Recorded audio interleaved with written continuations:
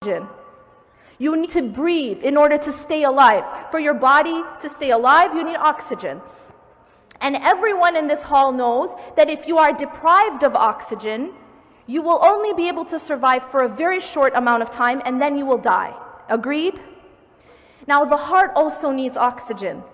And it's interesting because the trees, what do they give us? They give us oxygen. And in fact, Allah subhanahu wa ta'ala actually made this connection with the tree and the good word, the goodly word, that kalimatun tayyiba. And that being iman and la ilaha illallah. And ultimately, the oxygen of the heart is dhikrullah. It's the remembrance of Allah subhanahu wa ta'ala. If we live our lives and we don't remember Allah, if we live our day, we go through our day and we aren't praying, it is exactly like a person who is being deprived of oxygen. And I don't need to tell you, we don't need an MD up here to tell you what's going to happen to that person.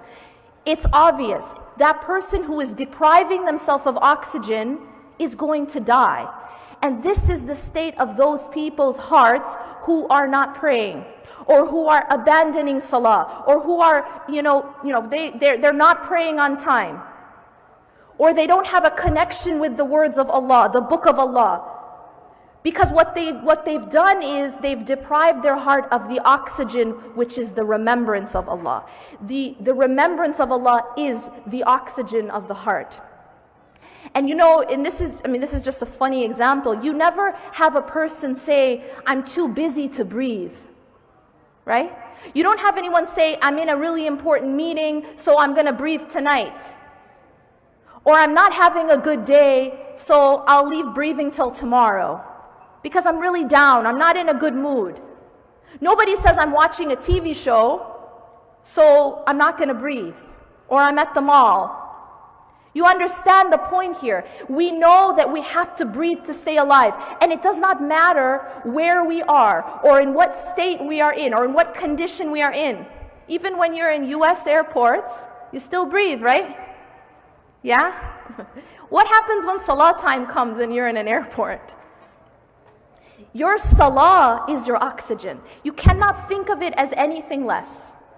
And if you do, that's why your heart ends up dying. Really, it isn't rocket science. When people want to understand why they're having a spiritual crisis, it really is not complicated. It always goes back to the salah, because the salah is the life of the heart. And a person has to first abandon the salah, or somehow put salah aside, in order to be able to get off the straight path. So the salah becomes a protection, and it is also the life of the heart. Now we also know to take care of the body we need food. We have to feed the heart. What is the food of the heart? It is also the remembrance of Allah.